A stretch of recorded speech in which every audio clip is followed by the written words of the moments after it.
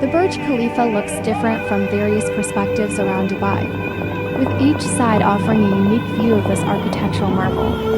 1. Downtown Dubai side, main entrance. Viewpoint from the Dubai Fountain or Burj Park. This side highlights the Burj Khalifa's full height, reflecting off the Dubai Fountain's water during fountain shows.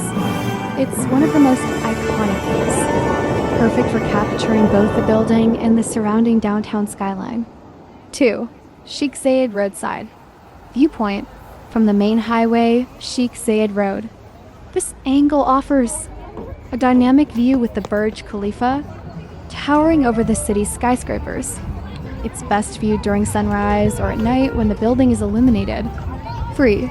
Business Bayside Viewpoint along the Dubai Canal or near Business Bay. The Burj Khalifa stands in contrast to the futuristic skyline, with reflections in the canal. It's a less crowded spot for photos.